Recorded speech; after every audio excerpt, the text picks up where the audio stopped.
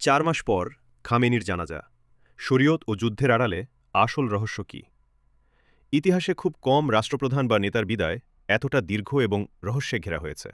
ইসলামী রীতি অনুযায়ী মৃত্যুর পরপরই দ্রুত দাফন করার নিয়ম থাকলেও ইরানের সর্বোচ্চ নেতা আয়াতুল্লাহ আলী খামেনির শেষ বিদায় হচ্ছে মৃত্যুর ঠিক 4 মাস পর। গত ২৮ ফেব্রুয়ারি যুক্তরাষ্ট্র ও ইসরায়েলের যৌথ হামলায় নিহত হন তিনি। কিন্তু প্রশ্ন হচ্ছে, কেন এই দীর্ঘ ৪ মাসের অপেক্ষা?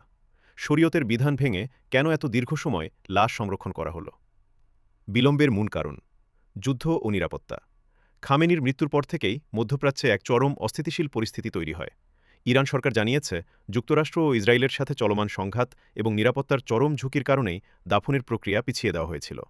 তবে দীর্ঘদিন দাফন না হওয়ায় তাই বিশ্বজুড়ে ছড়িয়ে পড়ে নানা গুঞ্জন। অনেকেই দাবি করেন, খামেনির মরদেহ হয়তো আগেই গোপনে সাময়িকভাবে দাফন করা হয়েছিল। কিন্তু ইরানি কর্মকর্তারা এই দাবি কঠোরভাবে নাকচ করে দিয়েছেন।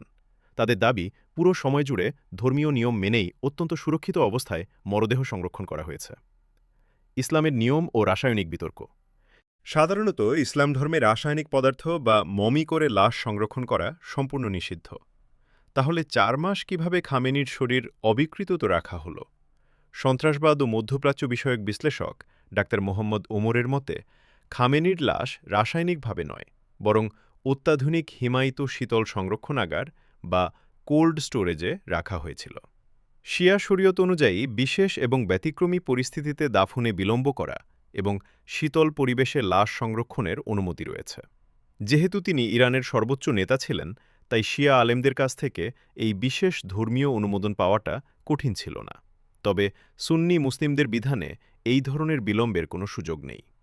ইতিহাসের বৃহত্তম জানাজা ও রাষ্ট্রীয় আয়োজন। অবশেষে গত শুক্রবার থেকে শুরু হয়েছে তার শেষ বিদায়ের চূড়ান্ত আনুষ্ঠানিকতা।